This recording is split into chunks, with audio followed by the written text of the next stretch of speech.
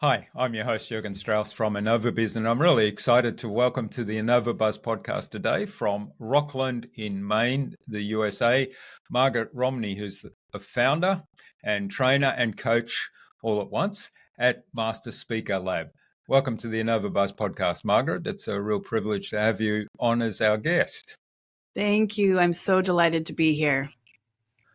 Now, Tanya Alvarez, who was our guest on episode 581 of the Innova.Buzz podcast, introduced us and suggested that we have a conversation. So a big hello to Tanya. Hello, Tanya. Thank you so much for this. Big fan of Tanya's. Now, you've got a fascinating backstory, and today your life's work in helping others connect with their audience and present themselves with confidence and basically get their message across in a way that it's heard and resonates with the people that they can help. So I'm really looking forward to talking more about that and learning about your practices and frameworks. But before we do that, Margaret, what's the impact you're making in the world today? What my clients say after I work with them is they have better access to their own speaking confidence. They feel like they can carry themselves with more executive presence, and they have frameworks to use for almost any communication situation, whether they're presenting or having a difficult conversation. They have tools that they can use to strategize and on the spot so they can better express themselves and connect well with those around them. Yeah, and that's so important today, isn't it? It's that I know I've had lots of conversations with people around in the context of public speaking, and I don't want to do public speaking is something I hear a lot, or I just don't feel comfortable public speaking, and yet every day we're public speaking. I mean, if we've just been on a road trip and been eating out a lot. Every time we place an order, we're doing public speaking, and we have to communicate in a way that we get our message across so that we get what we want in that situation. Exactly. And I love that phrase of getting what you want. And that is one of my first strategies before you go into some kind of speaking situation, is thinking through that. What do I want by the end of this? Maybe I have an idea around something I want to achieve, but more importantly, what do I want to feel? What do I want the other people to feel after I have had an exchange with them? I'm sure you have the same feeling. You're interviewing all these people for your podcast, and through however many episodes, 500, 600, how many episodes you have now. Yeah, we're getting up I'm there. curious with you, like, what do you do to, what's the end result you are wanting? What's like an ending feeling that you want with your guests after the recording turns off? That's a great question. And I guess I look at it from the aspect of there's really three people in this conversation. There's the listener who's listening in on the conversation.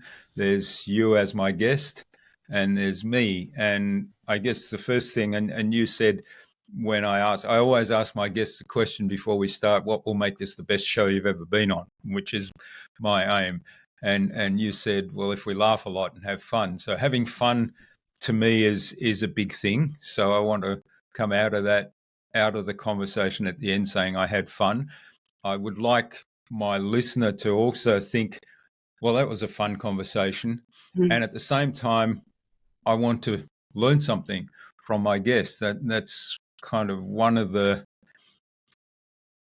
my tools, in fact, is these conversations that I learn from, and then I hope that my listener will actually learn from it as well, and that my guest goes away and says, oh, I've never thought of looking at this thing that is in my expertise, in my wheelhouse, but I've never thought of it in that light. So hopefully we all learn something.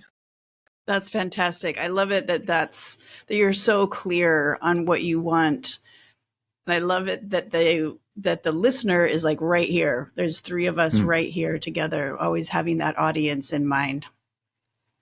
Yeah. And I know from people that I meet with regularly who are listeners, they often tell me something about an episode that they've listened to and heard, and they'll tell me something about that episode, and I'll say, oh, I don't even remember that. So clearly things are resonating with them that at the time or in my memory afterwards are not so important to me, and yet it's something that resonated with the listener. So there's lots going on. That reminds me of one of my favorite quotes about speaking. It's unknown exactly who said it, but they said there's, for every talk you gave, there are actually 4 talks. There's the one you prepared, the one you gave, the one you wish you gave, and then the one the audience heard. And each of those can be a little bit different. That's right. Yeah. It's, I've heard that quote as well, and I can't remember who initially said that one. The interesting thing is, I often talk to people that are starting out in public speaking, and one of the conversations that comes up, oh, I forgot to say this in the talk I gave, or I was really nervous, might come up. And I say, well, I didn't notice that you were nervous. And also, I didn't notice that you forgot something. In fact, I don't have your script. So there's no need to tell anyone that you forgot to say something, because as far as I'm concerned, the listener, you said what you said. And it resonated with me. I took a message away, and in fact, I was inspired by that message. So, take that on board as feedback. You actually made a difference to me as the listener. Isn't that fascinating? Yeah. And I know I've done this as well. I've prepared the speech, which is the one I hope I wanted to give. And then afterwards, I think, oh, I forgot to mention this bit.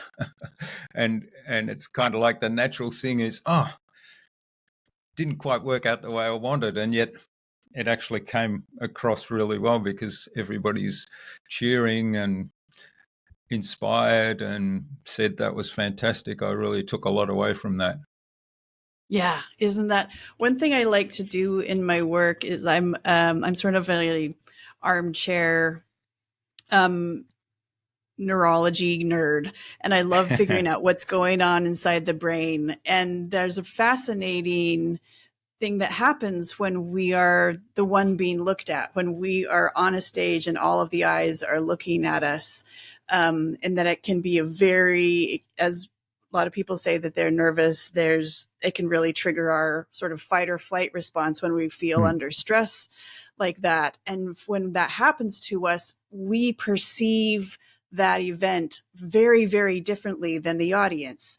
Like you said, people are like, oh, I missed this one thing that I was supposed to say. Oh, I stumbled over these words. Oh, I think I looked so nervous. I felt so nervous. Everybody in the audience surely felt and heard my heart beating. And of course, we in the audience were like, no. And actually, I kind of sometimes was just thinking about what I was going to have for lunch, And so we as speakers, when we are the ones with all the eyes on us, our brain snaps into a very different mode than the rest of the time. So we actually don't have the best seat in the house. And our judgment of our own presentation is often not to be trusted, because we scrutinize it so deeply, and we can't feel as much what the audience is feeling of just being in the flow with it. Yeah. We're our own worst critics, aren't we? Exactly. Yeah. One of the things, and you asked me this question before, and one of the things you're very strong on is being really clear about what you want to leave the audience. And the idea, I think you use the word gift in some of the messages or things I've seen about you. And I often say to people, even when they're really nervous and scared to get up and speak, I say, you're giving a gift to the audience, and just be really clear about what it is you want the audience to take away from what you're going to say, and it is a gift. And treat it like that and think in terms of the audience. So talk to me a little bit more about that, and also coming back to your mantra, which is speakership is leadership. Yeah. Oh, there's a lot there. Yeah. So this word speakership, I discovered it about 10 years ago. I was working with many speakers who were preparing to speak at a TEDx event. I was early in my speaking coaching career, and I was helping them to prepare to be on the stage, working with their nerves and body language and presenting skills and helping them craft a story. And as we were getting close to the event, and we could see that the end was close, that the event was going to be over, our conversation shifted. And among the different speakers, there was a lot of questions about, okay, well, how do I take these ideas? How am I going to say them on a podcast? How do I now share them, like with new employees in my company? How do I keep this message going? How can I, with all my words in everyday life, continue to lead in this direction? And I realized that speaking isn't over, leadership isn't over when the lights go off and the stage curtains are down. It was for all these people. They'd been speaking about and building these ideas for years, often decades, and it was going to continue after the stage. And I realized whenever they were speaking about their ideas, whenever they were speaking to anyone, they brought themselves, they brought their values, they brought their history, they brought their experiences, they brought their vision of what was next, they brought their kindness, their relationships. And that's when I kind of realized this phrase of speakership is leadership. When you are speaking, you have an opportunity to lead, no matter what the stage looks like, whether it's a front porch or a wooden stage with a curtain coming down and spotlights, or the front of a conference room at work, or even in an elevator. When you are speaking, you have an opportunity. Where are you going to lead? What is the gift you're going to give? Even if it's just a moment of kindness, maybe it's a new idea about what's possible in the world. What is it that you want to leave behind to the people who've listened to you? Yeah, I love that. And again, it's kind of the idea of a gift, and what do you want to leave the people who are your audience, even in just a one-on-one. It reminds me, it was a funny situation. We were walking the street the other day, and there was a car came out of a garage in front of us and was about to roar off down the street. And I noticed and I'm struggling with the word again. We call it the boot in Australia. I think it's a trunk. That's it. That's the word. Trunk. The trunk door was open. And this was actually in the US, so I was struggling for the words then. But I waved, and the guy stopped and got out and thought I was being angry because he'd sort of pulled out in front of us. And what's going on? And I said, no, your back's open, your back door's open, I said, because I couldn't think of trunk. And then somebody else was actually there and saw us, oh, your trunk's open. And his whole demeanor changed, and smiled and thank you and closed the trunk and drove off. And it's little moments like that where that is a leadership moment, and that is something where you give a gift to somebody, even though the person initially was quite defensive, right? Exactly. That reminds me of a story in my book. I have a book coming out in September with that exact same title, Speakership is Leadership. And I talk in there about this idea of giving a gift. And I was lucky to learn this concept from my dad. My dad was someone who, wherever he went, he wanted to make people laugh, and he wanted them to feel included and relaxed. And he had many opportunities to do this as a leader. He was a assistant vice president at a university. He held many church leadership positions. But even when we were would go to a restaurant, we would all sit back, and if we had a waiter or a waiter come to help us who was tight and down to business and kind of grumpy, we're like, oh, how long is this going to last? And surely within a few minutes, he had them, melting and laughing and leaving their typical script of what they say to every table. And every single person he talked to, he left that gift of them feeling a little bit more known, a little bit more seen. Yeah, that's an incredible gift. So how can we all develop something like that? I guess some of that is personality and the way we are, but how can we all kind of develop a little bit of that? Because it reminds me of we were at a restaurant recently where it struck us that every single one, and there must have been about 10 or 15 people serving or cleaning tables or taking orders and taking payment, every single one of them looked really grumpy, and the body language was so strong that I don't want to be here. It was screaming. And I thought, and it was a nice location. The food was quite nice. Everything about it said this could be a good experience, except all the people that were serving us clearly didn't want to be there. And I was very conscious of how can I make these people smile? How can I kind of bring these up? Because I'm actually grateful that they're helping me out, and I could be enjoying myself if I got a few smiles and if I didn't feel as though I was imposing on them. How can we all kind of develop some of that skill? Yeah, especially in a situation like that, I can feel the tension in that room.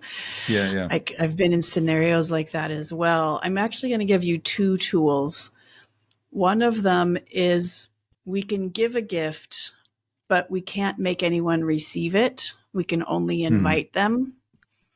We can only invite them to be, as I'm imagining if I were in that space in that restaurant, I would want to invite that sense of calm or cheerfulness or kindness or ease to any interaction that I had with the wait staff. And so one is we can only invite. And 2 is that it starts with us. And as you're telling the story, I can hear the plates clinking and the glasses, and I can hear maybe some ambiance around, and I can feel the heaviness of all of the wait staff and the expressions on their face and tight shoulders. And it makes me a little anxious thinking about it and feeling a little bit tighter myself. And so if I want to bring a gift to that situation, I have to mind myself first. And in my book and in my practices with my clients, this is often where we start.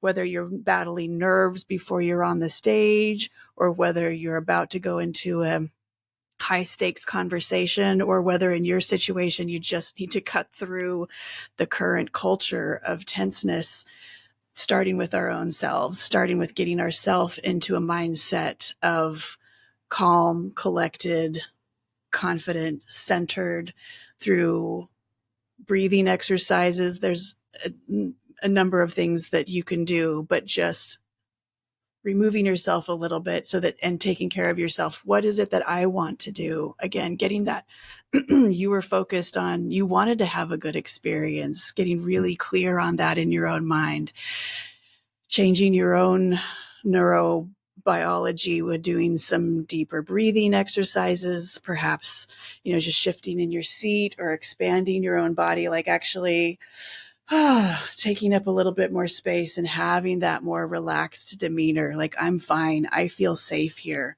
I am not closed. I'm not having to protect myself. I'm not contracted.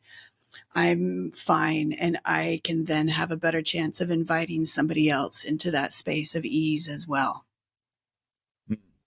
Yeah, that's some great advice there. And I like that you kind of drew the parallel to speaking on stage, for example, and being nervous beforehand. And it's the same approach there of centering and relaxing and expanding. And the idea, so talk to us a little bit about this idea of feeling safe. How can we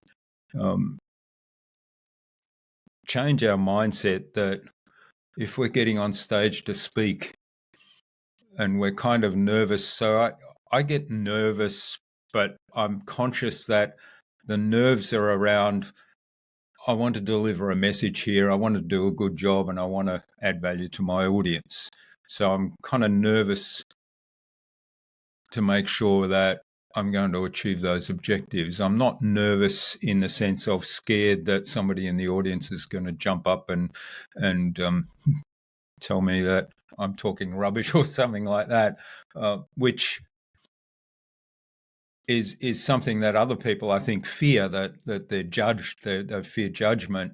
And yet most of the time, if somebody gets up on stage, everybody in the audience wants them to succeed because they're there listening and they actually want to get some value out of that time that they're spending with the speaker. Exactly. Actually, I've got 2 tools for this. Can I share 2 tools with you? Absolutely. So one of them is exactly what you were talking about with your own awareness of your sensations before you go on stage. You can tell there's a nervousness, but it's maybe a good nervousness.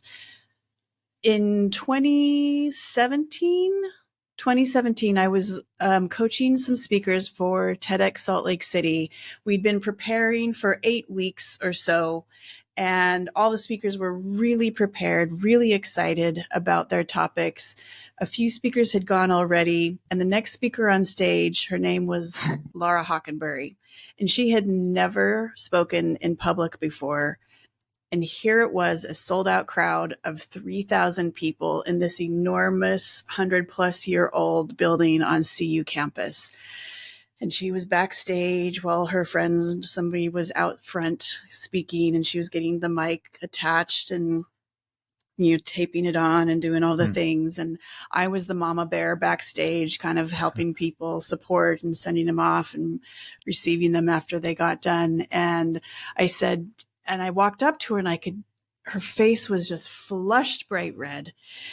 And she was breathing kind of in a different way. And her legs were kind of wiggly. And I was concerned about her. I was like, Laura, how are you doing? What's going on? And she said, oh, I'm great. My body's just getting ready to be awesome. And that is what happens to all of us. Your body needs to have a surge of energy before it goes out on stage and gives that much energy, even if it's not a formal stage, even if you just have to speak the truth to your manager or boss. If you need to tell somebody some bad news, your body's going to have your heart rate go a little faster. It's going to feel funny in your stomach because body's going to choose to not digest right now. Your legs are going to feel a little jumpy so that they can get activated in case you need to move quickly. So reframing it in your mind that, oh, my body's getting ready to be awesome. That's one tool. And you asked how we can feel safe. And here's another image for you. And that is that oftentimes when we're on a stage, whatever that stage may look like, we feel like we're the vulnerable ones. Like you said, is somebody going to jump out of the audience and say something, or something dangerous going to happen? But the reality is, when we're in front, we're actually the ones in charge. The audience, they have surrendered their time and their attention. Their 2 most valuable and never renewable resources. They have handed us their time and their attention, and it's our opportunity and even our responsibility to carry them through our time together, to give them something of value, to help them feel connected, to help them see the world in a new way, or simply laugh together. And so that's one way of understanding it, is that we are not the most vulnerable in the auditorium. It's the audience who is. Yeah, I love that. I love both of those reframes. The first one, I'll come back to the second one, but the first one, in terms of my body's just getting ready to be awesome, that's such a powerful reframe. And often I hear people start their speech, if they're just beginning, with, "Oh, I'm sorry, I haven't prepared this as well as I had hoped," or "I'm sorry, I'm really nervous." And I always give people feedback on this, and I say, first of all, never apologize um, when you're starting the speech. Secondly, nobody needs to know how much you've rehearsed or practiced, or if you're feeling nervous. Nobody needs to know that either. And I said, and the third thing is, the moment you articulate something like that, you're actually telling yourself, speaking of neurology, you're actually telling yourself that this is going to be awful. So reframing that from the point of view of, "Oh, I'm shaking a little bit, well, my body's adjusting to be awesome," is such a powerful reframe. Exactly. I love that. I love that. Yes, it's I had a thought and I lost it. Oh yes, about the beginning. Exactly. Because if somebody goes out on stage and they say, "I'm so nervous," they've just brought all the attention to themselves. There Yeah. isn't the attention on the audience. The audience is like, "Oh, well, you're just thinking about yourself. I don't know if you're here for me." In my book, one of my chapters talks about these really important moments when you start a conversation, when you start a speech, when you start an engagement or a dialogue with somebody, and that's starting from a place of a shared experience.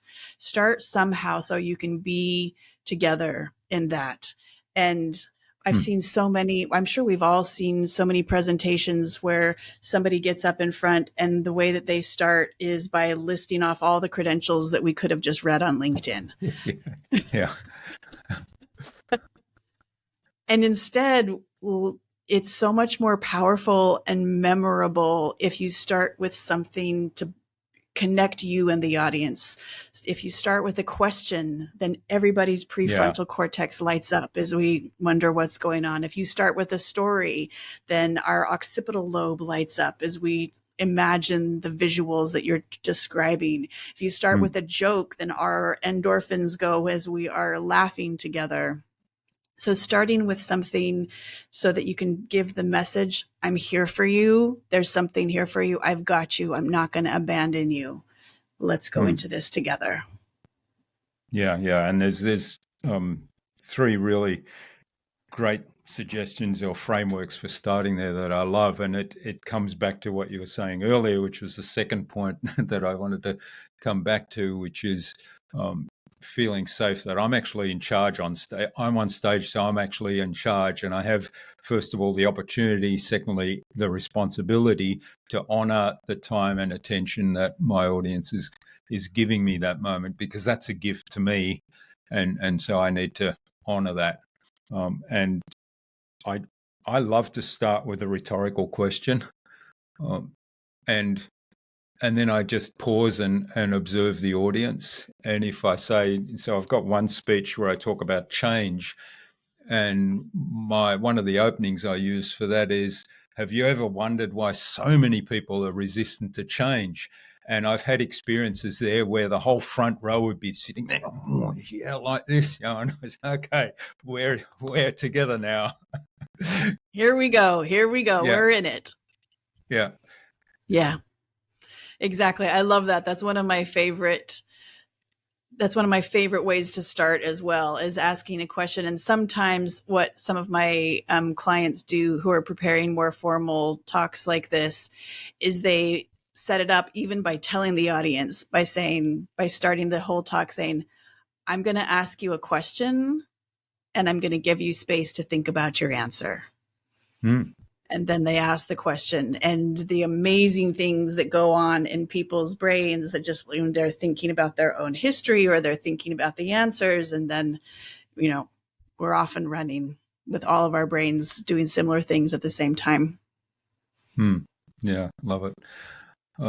You mentioned stories as another way to kind of start off and connect with people. So why are stories so impactful, and how can we make them more impactful and memorable?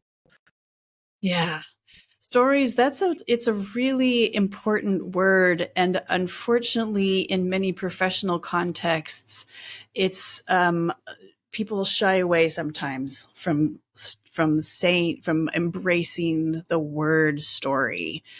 I'm not sure how we got here, that somehow stories are often not as honored as data, but our brain works in stories. Stories are literally how our mind understands the world. There's a scientist who, we can put it in the show notes, I don't remember it right now, was studying how we perceive the world. And if a human brain sees an object, sees a shape and a color that reminds the brain of a shape and a color that was a hole, then the brain goes, the last time I saw that shape and color, I knew that something fell down inside. Here's the story. There was an object in a setting that did a thing, and then the world was a little bit different. That's all a story is. Is a character in a place doing a thing, and then there's change. And that is how our brain understands the world. So when it sees that same shape and color, then it's like, I know the story of that thing. That's a hole in the ground. Now I know I'm going to walk around that. And that is how our mind puts, sort of untangles the world and understands what's coming into it. So stories are very deeply ingrained in how we think, how we understand each other, how we communicate information. And so anytime we can share information by, I'm going to say lightly, telling a story, our audience is going to remember it more. And when I say telling a story, I don't mean once upon a time or the fish was this big. Yeah. I'm talking simply about, here are the people involved. Here's the context that they're in. Here's what they want. Here is the conflict that they have, and here's a way to solve it. And here's a way that it will be resolved by the end. And here's the way the world will be different. And that kind of framing, anytime we can add in a human element, or especially if we can add in emotion, this is what they want, this is how they're feeling, that turns it into a story. Or any sensory details, this is the setting around them, this is what they see, this is what they hear, this is what we feel. That makes our brain light up around stories as well. Yeah, I love it. And one of my mentors in podcasting, he talks about theatre of the mind. He uses, which is a metaphor, and I'll ask you about metaphors in a moment. But theatre of the mind, and so he talks about telling a story in a way that it's like a theatre, and you actually create a vision in the listener's mind of, this is what's going on. It's a little bit like reading a fiction novel, or I've been listening to quite a lot recently audiobooks of fiction novels, and it struck me that the really well-written novels, and then well-read novels, when you're listening to the audiobook, listening to that, in my mind, I'm sort of picturing this whole thing going on and stuff going on. So that makes a really powerful story as well. Yeah. Yeah, I love radio, I love audiobooks. I love the whole medium of anything to do with listening. And some of my radio mentors say that radio is the most intimate medium, because as you are listening, there are literal bones moving inside your own brain, inside your own skull to listen. One of my favorite phrases about listening is that sound is touch at a distance. Because if I'm speaking and I'm changing the airwaves, and the airwaves then are reaching my listener's ear, then those airwaves are moving things inside their own. They're moving the little bones inside the ear that then change and turn into signals that our brain can understand. And it's that much more powerful when we also then use, I love that phrase, the theater of the mind. We kind of are in partnership with our listeners as we are painting the picture. If I'm tell you about driving down a cold, snowy road at night with the snowflakes falling so quickly that my windshield wipers can't clear them off fast enough, you're there with me. You can probably feel the cold, feel a little bit of the tension, see that blurry windshield as well. Your mind is lighting up, and we're there together in the snowstorm. Fabulous. Yeah. I mentioned metaphor as one of the things. I mean, from point of view of story, when we're giving a speech, I mean, it's easy to tell a story, but the story's got to be related to the message that I'm giving and what I want to leave my audience with. And often I like to think of, or how can I take a story that might be something that's easy for me to tell because it's a personal experience. It's easy for the listener to connect to because it could very well be a personal experience for them. And so it's going to connect that engagement. But how can I use that to leave a message in a way that may actually be kind of two steps removed from that? So, I mean, the example earlier that I used of grabbing that, or getting that guy's attention and drawing his attention to the fact that his trunk was open, was an example that I used in, and I can't remember what triggered that example, but that's in some ways that's a metaphor. How can we structure our stories or build our stories into the speech in a way that they do act as a metaphor where people take away not just the story, they remember the story, they remember, yes, that's a hole, this is what happened the last time I fell into a hole or whatever it might be, but also that here's the takeaway for this that's about, let's say, good speaking or confidence in presenting a message. Yeah. What I hear you, I'm going to go back to one thing you said a minute ago, and that is that it's easy to tell a story. I'm going to say it's not easy to tell a good story. And what I'm hearing you asking is there's telling a story of our life that like this such and thing happened to me, or I saw that, or had such and such adventure or drama in my life. How do you connect that to an audience? How do you make that meaningful to an audience? And especially if we're telling stories from our own life, there is a danger that we can get too wrapped up in our own experience of it. And because of that, I caution my speakers to rarely talk about those stories in their life that are the most emotional, that were the most traumatic, that were the most dramatic, because we can lose sight of giving that gift. We can lose sight of what is in this for the audience. There's actually one of my clients, I've been working with her for 2 years, and she came to me originally wanting to tell a story of a tragedy that she experienced. And we are now 2 years in, and we're still not ready to tell that story. We've talked about, she's learned about other storytelling things and how to tell a story and how to tell a story about her work and how to pull people in other ways. And this one core story of I think it's safe to say, the most traumatic thing that's ever happened to her, that story still isn't ready. It's so difficult to craft it from how does the audience need to hear this, so they're not overwhelmed with the devastation, so they're not overwhelmed. I made this mistake once. I gave a talk at Ignite Boulder in the spring of 2018.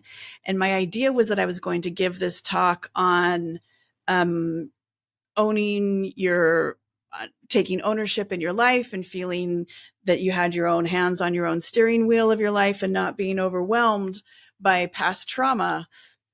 But to tell that story, I told about my past trauma. I told about how I was a young child who needed to have heart surgery.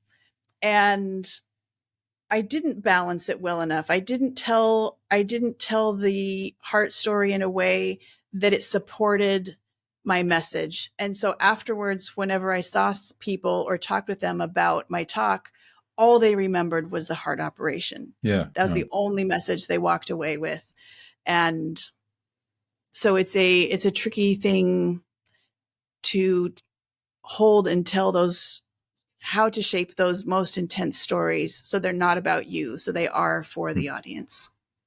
That's a really important point. And the other thing that strikes me there, and I have heard some talks where people have talked about some pretty serious trauma in their own personal lives. And I know, they've done that from a point of view of they wanted to show that, hey, we've overcome this, and resilience was the big message. But you're right, you take away that message of the trauma. And the other thing I've noticed in that is that there's a huge risk there that people actually relive that trauma as they're telling the story. And in that moment, as an audience member, I'm starting to feel really sorry for the person, and I'm like, I'd like to go up and hug them and tell them it's going to be all right, but I've lost the message that they actually want me to hear. Yeah. You and I are on the same page about this. Sometimes I've seen speakers who have gone through that as well, where they just relive it. They're right on stage. And I'm like, okay, they actually owe the audience a therapy check there. Like, we were just their therapist, like just witnessing what they went through. This was not for us. And there's something powerful, and we always remember those stories, and we can be grateful for them, and they have their place. They're like a very, very strong spice, and use them very sparingly and with lots of other content all around it to help support it. Yeah. The other technique you mentioned earlier, going back to like starting off the speech, was humor.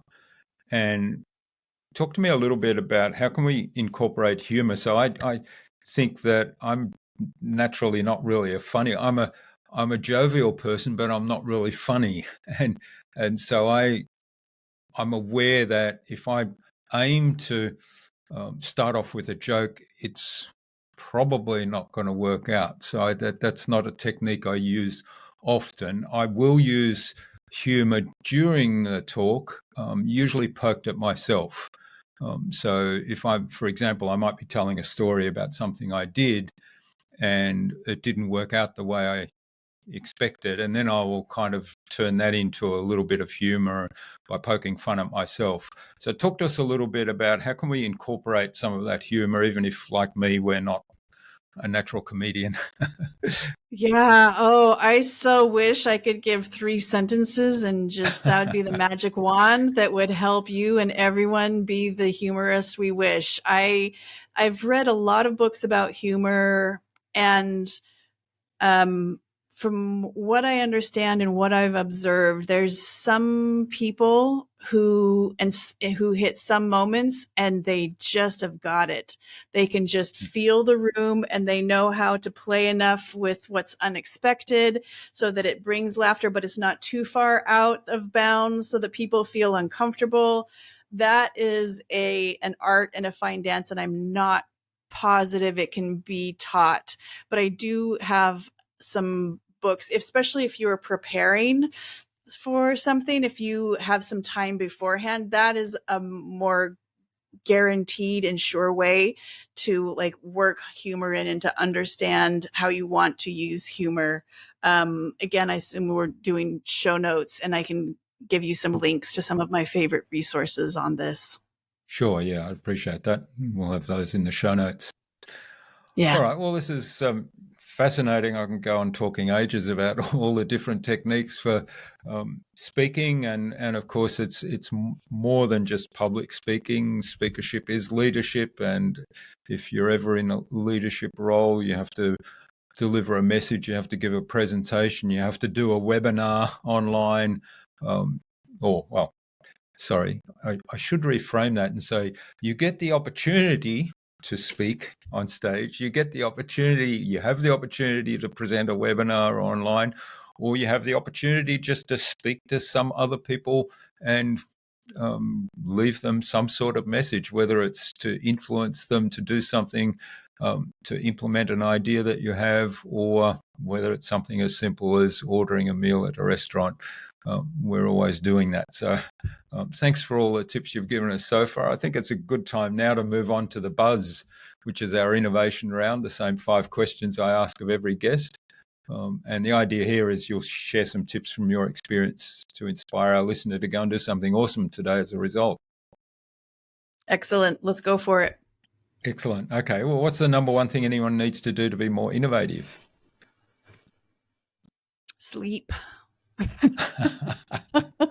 I love that. We are so sleep deprived. Yep. Yeah. Refresh your brain, bathe your brain in sleep, and it will serve you well. Yeah. And I have to say that what's the guy's name? Why We Sleep, the author of Why We Sleep? Matthew. Yeah, I remember Matthew.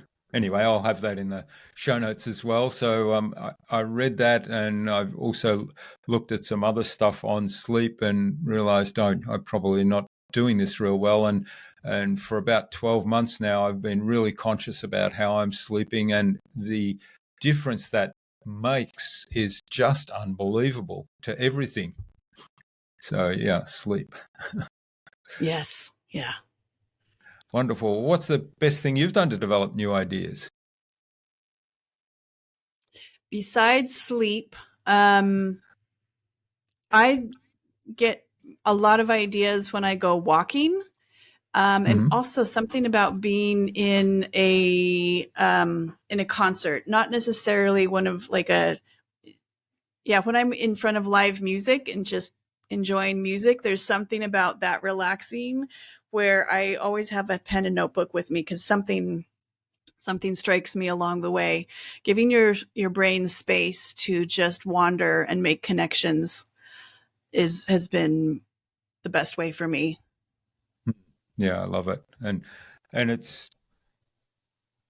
those things are really about stepping away from often the computer screen or the sort of whatever it is we're working on, and taking time to, okay, leave that aside, come back to that later, and doing something like just sitting down and listening to music and being fully present to that, I guess is a really important part, or the walk. Yeah, and I'll say this, that those are the tools that work for me. Is I know that the way my brain works is my phrase for it is I need to take it to the cave.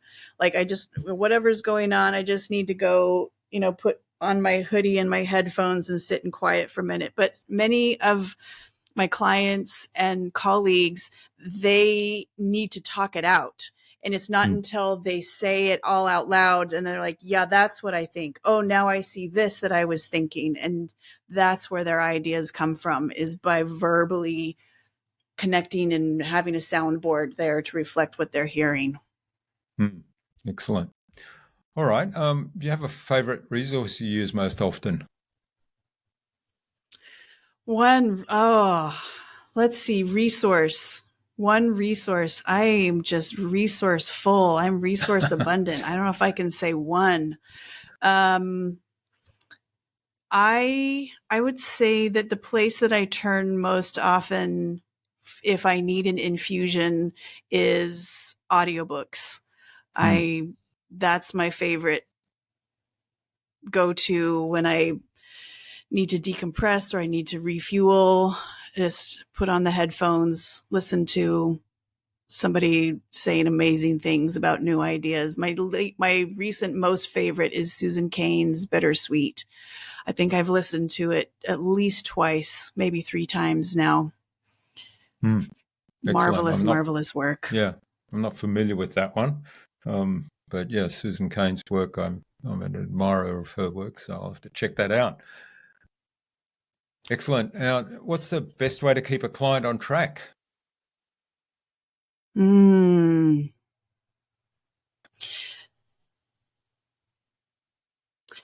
that question, I'm going to question your question because there's 2 parts of it. What is the best? And that word best I have trouble with because the answer would be different for different clients. And so I'm going to withdraw a little bit from the word best. And instead I'm going to say my favorite tool for being with a client.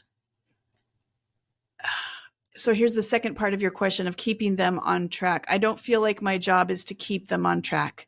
I feel like my job is to track where they are and help them see where they are in the moment and see if it's different from where they want to go. So my answer then is being present and practicing over and over and over, getting rid of my assumptions, being very clear with what they are saying in the space and nothing more.